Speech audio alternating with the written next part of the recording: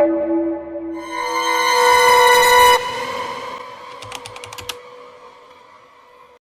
been trucking for over 2 decades, driving every stretch of highway this country has to offer. I've seen it all. Wild animals on the road, more than a few odd characters at truck stops, and once even a freak snowstorm that left me stuck for 2 days in Wyoming. But what happened to me out there on that desert highway? I still can't shake it. It was a long haul out west, and I'd been driving for nearly 8 hours straight. The highway was practically empty. No taillights or headlights as far as I could see. Just me and the long, black stretch of desert road. It was late, probably just after midnight, and that creeping drowsiness had set in. Anyone who's been in the business knows that feeling. The one that creeps in around the edges, and before you know it, your eyes are closing against your will. I knew I had to pull over before it got dangerous. There was a small rest stop coming up, one I'd stopped at before. It wasn't much, just a couple of spots for trucks and a restroom with a couple of flickering lights. No gas station, no diner, just a place to park and catch some shut-eye. As I pulled in, I noticed a couple of other rigs already there, their cabs dark. There's an unspoken rule among truckers at stops like that. You keep to yourself, respect each other's space. I parked, double-checked the locks on my doors, and climbed into my sleeping compartment. Now, I've always been the type to lock up tight, even if I'm in the middle of nowhere. You never know who might be wandering around. I pulled the curtain closed between the cab and my sleeping area, just like I always do, and stretched out for a quick nap. It was one of those restless kinds of sleep, where you're not quite asleep but not really awake either, just drifting somewhere in between. I could hear the occasional gust of wind outside, rattling the thin metal of my trailer. At some point, I must have dozed off for real, but then I woke up, and I mean I shot awake, like some sixth sense had kicked me right out of sleep. My heart was pounding before I even knew why. I lay there for a second, just listening to the silence, trying to shake off that feeling of dread. Then I heard it, a soft rattle, the sound of metal on metal, faint but unmistakable. Someone was testing my door handle. I didn't move, didn't make a sound, just lay there listening, my pulse pounding in my ears. At first, I thought maybe it was my imagination, but then I heard it again, clearer this time. Someone was trying my door handle over and over, like they thought it might just open if they kept at it. Each time it rattled, it seemed to grow louder, more insistent. For a moment, I wondered if it could be another driver. Maybe they were confused, or maybe they thought they were knocking on the restroom door, but there was something unsettling about it. Something that didn't feel right. I told myself not to breathe too loud, not to move. Whoever it was, I didn't want them to know I was in there. The rattling stopped, and I let out the breath I'd been holding. But that relief was short-lived. Just as I was starting to think it was over, I heard a different sound, a scratching. Faint at first, then louder. It was like someone dragging their nails down the side of the trailer, a long grating noise that made my skin crawl. I clenched my fists, my mind racing, trying to make sense of it. Who in their right mind would be scratching at the side of a truck in the middle of the night? The scratching went on, and I felt this creeping horror settle over me.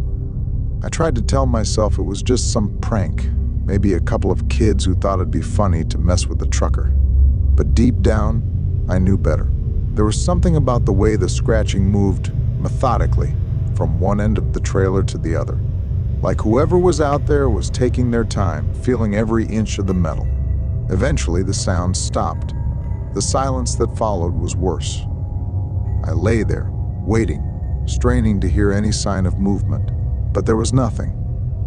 Just the quiet, stretching out so long that I almost convinced myself I'd imagined the whole thing. It wasn't until dawn that I finally got up the nerve to look. The first light of day was creeping over the horizon, casting a pale glow over the rest stop. I slowly slid open the curtain and peeked out the cab windows. No one was around.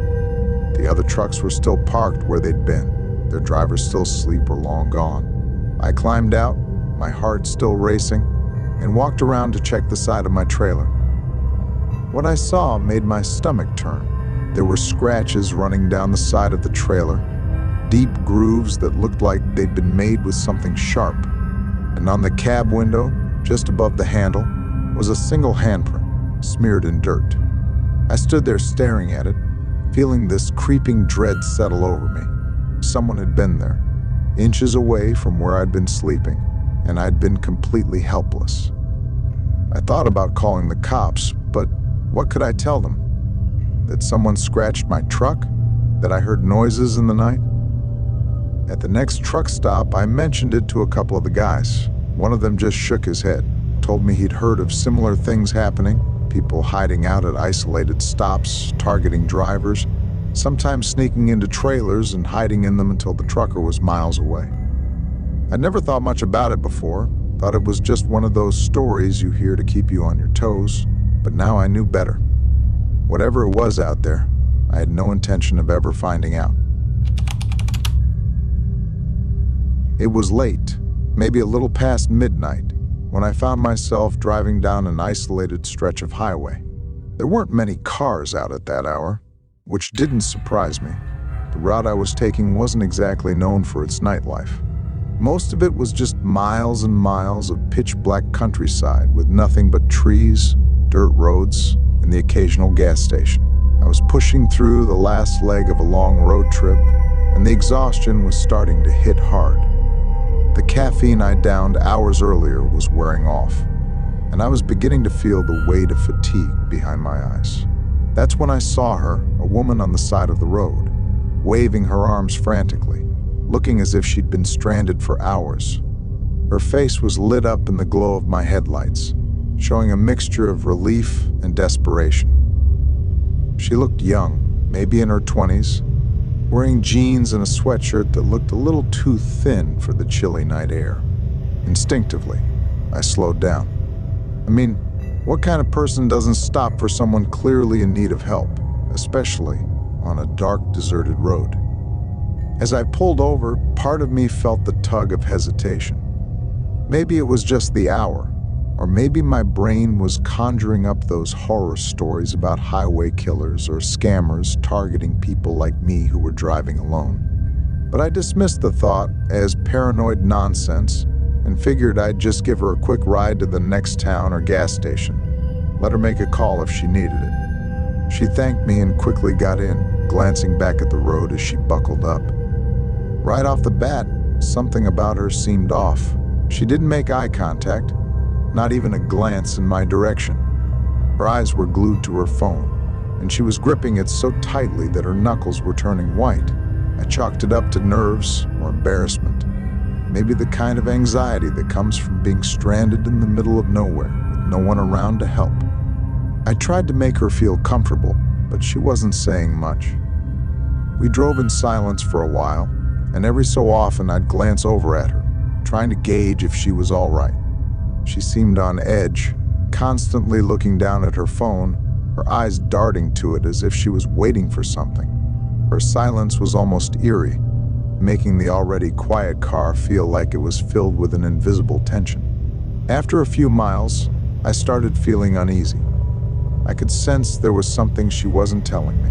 Her phone was still silent, but she clutched it like a lifeline, her gaze shifting nervously between the road ahead and the screen in her hand.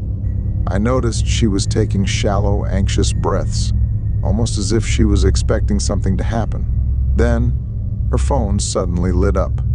The screen flashed, casting a faint glow over her face as she stared at it, and that's when her whole demeanor changed. Without a word to me, she pointed at the side of the road and gestured for me to pull over.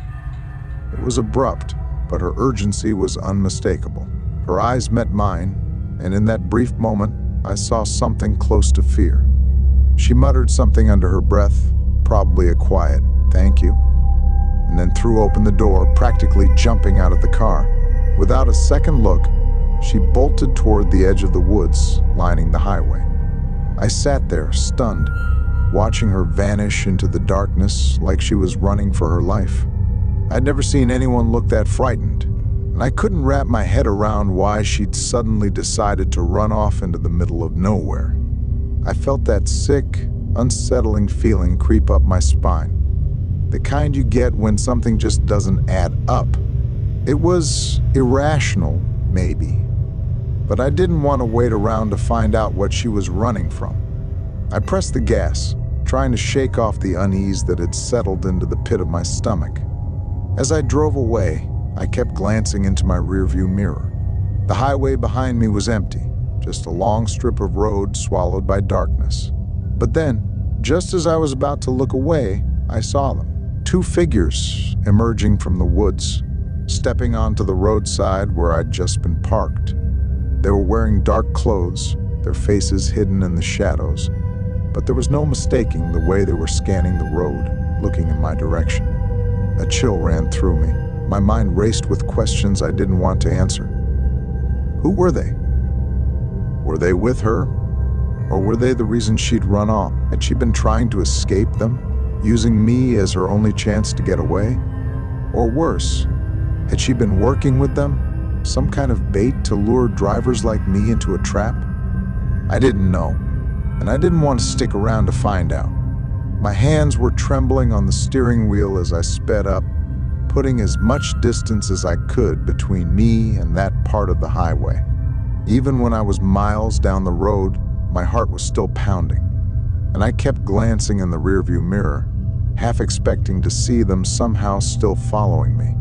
I made it to the next town in record time, my nerves frayed and my thoughts racing. I pulled into a well-lit gas station, locked the doors, and just sat there, trying to steady my breathing. I wanted to tell someone what had happened, but I couldn't shake the feeling that it sounded insane, like something out of a thriller novel. I'd been on the road for hours, heading back from a weekend visiting friends. I was about an hour from home, late at night, with hardly any traffic around. It was one of those drives where you get so caught up in your own thoughts that you lose track of time and space. Before I knew it, I'd missed my exit. Not just a regular turnoff, but the one that would take me directly to my town. I wasn't panicking, though. I figured my GPS would reroute me with no trouble, so I just waited for it to load the new directions. I didn't even think to check how isolated the new route would be. As the GPS finally calculated the alternate route, I followed its lead, letting it take me down a lonely, two-lane road with no streetlights and no other cars in sight. That's when the unease began to creep in. The landscape around me was a stretch of dark fields and thick trees. Occasionally, an abandoned-looking farmhouse would pop up. Then, in my rearview mirror, I noticed a pair of headlights behind me. At first, I was relieved to see another vehicle, thinking it made the stretch of road feel a bit safer. But as the minutes ticked by, something about those headlights felt off. I wasn't entirely sure why.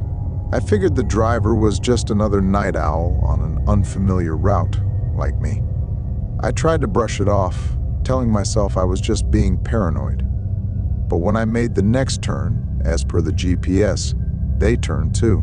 It wasn't until I took another unexpected turn and saw the car follow that I felt my stomach drop. I kept telling myself it was a coincidence. Maybe this person was just going the same way I was. Still, I could feel my palms starting to sweat as I kept glancing at those headlights in the mirror. No matter how many times I tried to rationalize it, I couldn't shake the sense that something wasn't right. So, I took another turn, deliberately off route, just to see what would happen. The car stayed with me. It was then that my brain stopped coming up with reasonable explanations. This wasn't someone who just happened to be going my way. They were following me. I tried to remember everything I'd ever read about driving safety. I knew I couldn't just pull over. If someone was following me, that would be like handing myself over. So I stayed on the road, keeping my foot on the gas, hoping I could either lose them or get to a more populated area. But the roads were empty, and it felt like I was driving into deeper darkness with each mile. After a few more miles, I saw a sign for a town about 15 minutes away, and I latched onto it like a lifeline. I was so focused on getting there that I didn't even care that my GPS was recalculating every time I took another off-route turn. And all I could think was, just get to the town, just get to where there are people. Finally, as I pulled off the highway toward the town, the headlights behind me swerved and sped up, zooming past me, and relief washed over me like a tidal wave. I thought I was safe. I thought it was over. But then, as I slowed down and tried to collect myself, my phone buzzed in the console beside me. I glanced at it, expecting just a notification about the route recalculation. Instead, I saw a message I'd never seen before. Unknown device connected. I stopped breathing for a second. I felt sick, horrified that I'd been baited so easily. It seemed like someone had used my phone as bait to lure me to a remote area, hoping I'd pull over or stop somewhere dark and empty. I immediately switched my phone to airplane mode, and when I got home, I reported the incident to the authorities. They told me it was a known tactic, a disturbing method people use to trap solo drivers on dark highways. I couldn't believe it. I was just grateful I'd listened to my instincts and kept driving.